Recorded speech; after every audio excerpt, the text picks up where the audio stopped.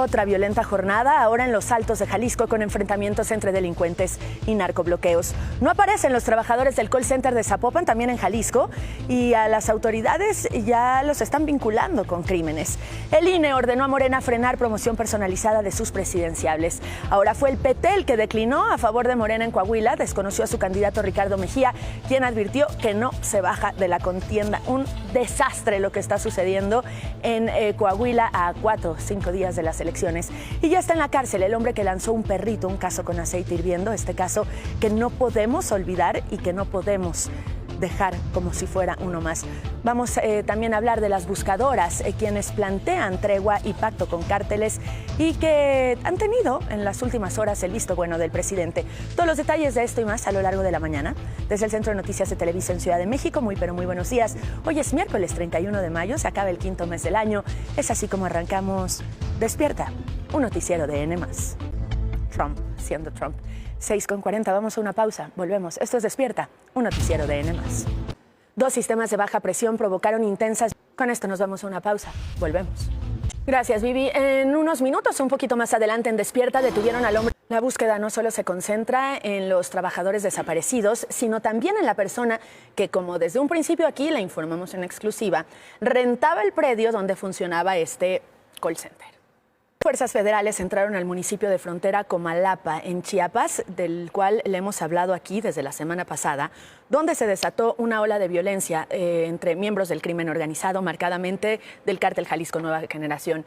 Pobladores del ejido Joaquín Miguel Gutiérrez intentaron impedirles el paso, lo que provocó un intenso enfrentamiento. Bueno, hablando de esto, el Aeropuerto Internacional de la Ciudad de México...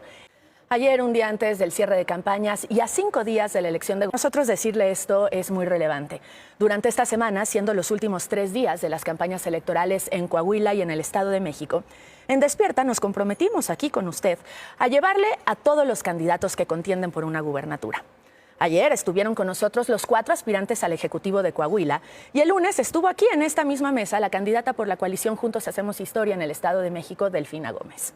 En ese contexto, le adelantamos que el día de hoy, su contendiente, la candidata de la alianza PRI-PAN-PRD, Alejandra del Moral, estaría con nosotros, en igualdad de condiciones, con el mismo tiempo aire y a la misma hora, con la finalidad, la más importante para nosotros, que usted tuviera todo lo necesario para decidir informado. Lo anunciamos porque tanto la candidata como su equipo nos habían confirmado su presencia, lo cual ayer, a las 8 de la noche, cambió, cuando nos hicieron saber que por cuestiones de agenda no se podría presentar. Los tiempos electorales no permiten la opción de reagendar, ya que después de hoy, del último minuto de hoy, iría en contra de la ley.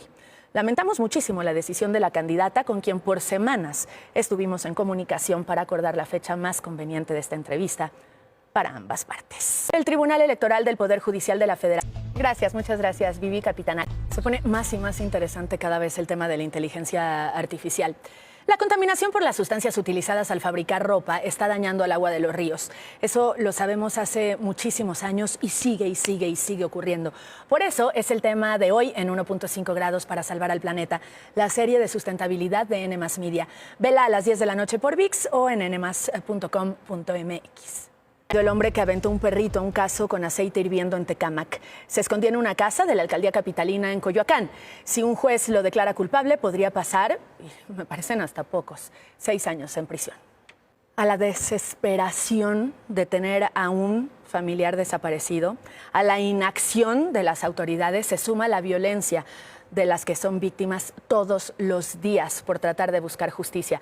Por eso es que se han visto en la necesidad de proponer esto, un pacto con los delincuentes, un pacto con los grupos criminales. Delia Quiroa, portavoz del Colectivo Nacional de Víctimas 10 de marzo y de la Unión de Colectivos de Madres Buscadoras de Tamaulipas.